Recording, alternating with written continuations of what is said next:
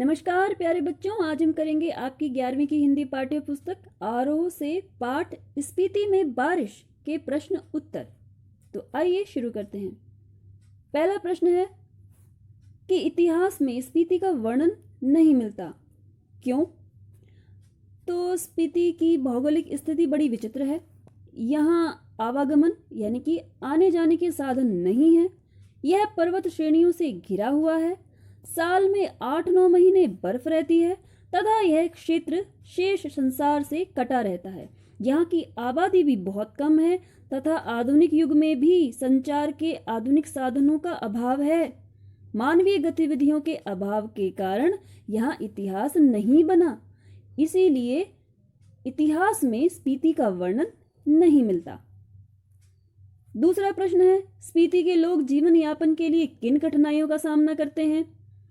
तो स्पीति के लोग बहुत सारी कठिनाइयों का सामना करते हैं और यहाँ का जीवन बहुत कठोर है। यहाँ लंबी शीत ऋतु होती है। 8-9 महीने यह क्षेत्र शेष विश्व से कटा रहता है। यहाँ जलाने के लिए लकड़ी भी नहीं होती। लोग ठंड से ठिठुरते रहते हैं।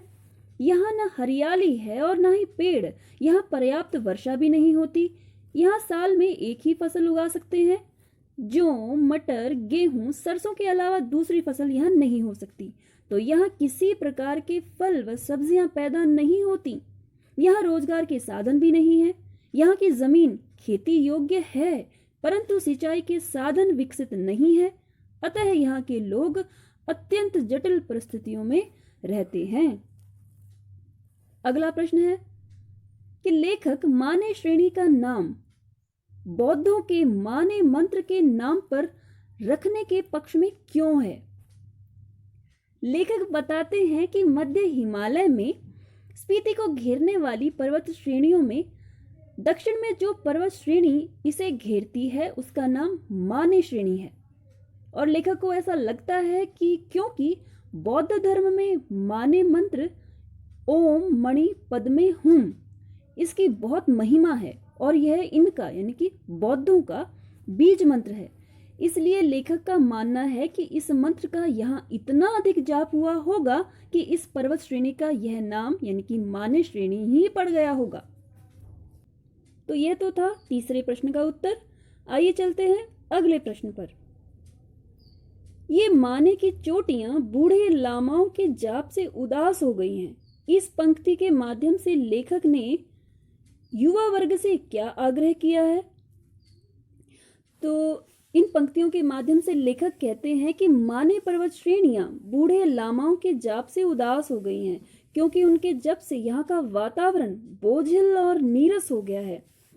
लेखक आगे बताते हैं कि यहाँ पर्यटकों एवं पर्वतारोहियों के लिए उचित वातावरण तथा चुनौतियां हैं, पर यहाँ पर्यटक तथा पर्वतारोही आते ही नहीं।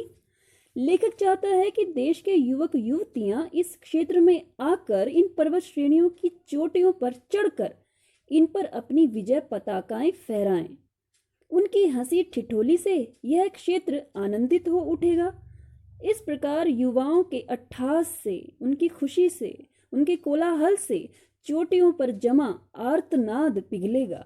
आर्तनाद यानी कि पीड़ा भरी आवाजें। तो ये तो था चौथे प्रश्न का उत्तर। अब अगला प्रश्न है पांचवा। वर्षा यहाँ एक घटना है, एक सुखद संयोग है। लेखक ने ऐसा क्यों कहा है? लेखक बताता है कि स्पीति में वर्षा बहुत कम होती है। इस कारण वर्षा ऋतु मन की इच्छा पूरी नहीं करती। वर्षा के बिना यहाँ की धरती सूखी, ठंडी व बंजर रहती है। जब कभी यहाँ वर्षा होती भी है तो लोग इसे अपना सौभाग्य मानते हैं और वर्षा के दिन को भी सुख का संकेत मानते हैं। लेखक के आने के बाद यहाँ वर्षा हुई तो लोगों ने उसे बताया कि वर्षा होने के कारण आपकी यात्रा शुभ है। अगला प्रश्न, स्पीति अन्य पर्वतीय स्थलों से किस प्रकार भिन्न है? स्पीति अन्य पर्वतीय स्थलों से अनेक कारणों से भिन्न है। पहला कारण तो यही है कि स्पीति के पहाड़ों की ऊंचाई अन्य पर्वतों की अपेक्षा बहुत ज्यादा है और दुर्गम भी। दूसरा, यहाँ वर्ष भर बर्फ जमी रहती है। जहाँ अन्य पर्वतीय प्रदेश हरे भरे और पेड़ों से ढके रहते हैं और वहाँ वर्षा भी खूब होती है, लेकिन स्पीति में फसलें या तो सीमित हैं या न के बराबर। जबकि अन्य पर्वतीय प्रदेशों में फसलें, सब्जियां, फूल फल खूब होते हैं। स्पीति में प्रति वर्ग किलोमीटर केवल 4 व्यक्ति ही पाए जाते हैं। पर्यटकों का बहुत अधिक आना जाना यहाँ नहीं है, जबकि अन्य पर्वतीय स्थलों पर जनसंख्या का घनत्व बहुत ज्यादा है और वर्ष भर पर्यटकों का आना जाना लगा रहता है। स्पीति में परिवहन और संचार के साधन नहीं है, जबकि आधुनिक तकनीकी प्रगति के बावजूद भी यहाँ बिजली, सड़क और टेलीफोन जैसी आधारभूत सुविधाएं नहीं है। लेकिन अन्य पहाड़ी प्रदेशों में सभी प्रकार की आधुनिक सुविधाएं उपलब्ध हैं। तो इन सभी कारणों के चलते स्पीति अन्य पर्वतीय स्थलों से भिन्न है, अलग है। तो ये तो थे पाठ्य पुस्तक से संबंधित कुछ प्रश्न, और ये सारे प्रश्न ही बहुत महत्वपूर्ण हैं। इसके अलावा कुछ और प्रश्न भी हैं जो महत्वपूर्ण हो सकते हैं, तो आइए एक बार उनको भी देख लेते हैं। स्पीति के लोग किसी आक्रमणकारी से अपनी सुरक्षा कैसे करते हैं? तो स्पीति के लोग किसी आक्रमणकारी से अपनी सुरक्षा करने के लिए अप्रतीकार का तरीका अपनाते हैं। अप्रतीकार का तरीका यानी कि विरोध न करने का तरीका। उससे लड़ने के लिए इकट्ठे नहीं होते, बल्कि वे चांगमा, जो एक पेड़ है, उसका तना पकड़कर या एक दूसरे को पकड़कर आंख बंद करके बैठ जाते हैं। जब आक्रमणकारी या संकट गुजर जाता है तब वे उठकर वापस आ जाते हैं। तो ये उनका तरीका है आक्रमणकारी से बचने का। दूसरा प्रश्न है कि यहाँ शिव का अट्ठास नहीं है, यानी कि स्पीति में शिव का अट्ठास नहीं, हिम का आर्तनाद है। इस पंक्ति का आशय स्पष्ट करें। तो लेखक बताते हैं कि ऐसी मान्यता है कि पहाड़ के शिखरों पर जो बर्फ जमी होती है उसका कारण शिव यानी कि भगवान शिव की तेज हंसी है, परंतु स्पीति में यह मान्यता लागू नहीं होती। यहाँ बर्फ कष्टों का प्रतीक है। जीवन में इतने अभाव हैं कि यहाँ दर्द के सिवाय कुछ नहीं है। यहाँ चहल पहल नहीं है और न ही जीवन का शोर है, उमंग उत्साह कुछ भी नहीं है। यहाँ बस मौन है, बर्फ का साम्राज्य है। बर्फ के कारण यहाँ जनजीवन उदास और दुखद है। तो इसलिए यहाँ पर शिव का अट्ठास नहीं, हिम का आर्तनाद है। आर्तनाद का मतलब होता है पीड़ा भरी आवाज। अगला प्रश्न, दक्षिण की श्रेणी का क्या नाम है और इसका यह नाम क्यों पड़ा होगा? तो स्पीति की दक्षिण श्रेणी का नाम माने है और लेखक के विचार में इस श्रेणी का नाम शायद बौद्धों के जाने माने मंत्र ओम मणे पद्मे हुम, जो कि इनका बीज मंत्र है, उसके नाम पर पड़ा होगा और इसे संक्षेप में माने कहते हैं, इस बीज मंत्र को। तो इसी के नाम पर ये नाम यानी कि माने श्रेणी पड़ा होगा। अगला प्रश्न, कालिदास ने वर्षा ऋतु का किस प्रकार गुणगान किया है?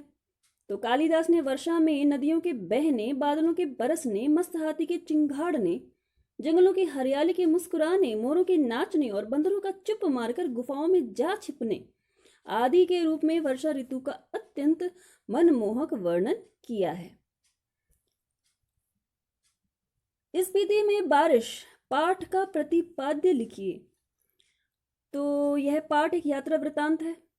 स्पीति हिमाचल के मध्य में स्थित है। यह स्थान अपनी भौगोलिक एवं प्राकृतिक विशेषताओं के कारण अन्य पर्वतीय स्थलों से अलग है। लेखक ने यहाँ की जनसंख्या, ऋतु, फसल, जलवायु और भूगोल का वर्णन किया है। उन्होंने दुर्गम क्षेत्र स्पीति में रहने वाले लोगों के कठिनाई से भरे जीवन का भी वर्णन किया है। युवा पर्यटकों का पहुंचना स्पीति के पर्यावरण को बदल सकता है। ठंडे रेगिस्तान जैसे स्पीति के लिए पर्यटकों का आना वहां बूंदों से भरा एक सुखद संयोग बन सकता है।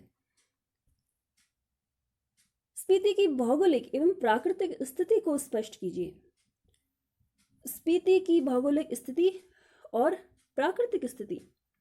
तो स्पीति मध्य हिमालय में 31.42 और 32.59 अक्षांश उत्तर और 77.26 और 78.42 पूर्व देशांतर के बीच स्थित है। यह चारों ओर से बारालाचा और मानी पर्वत श्रेणियों से घिरी हुई घाटी है।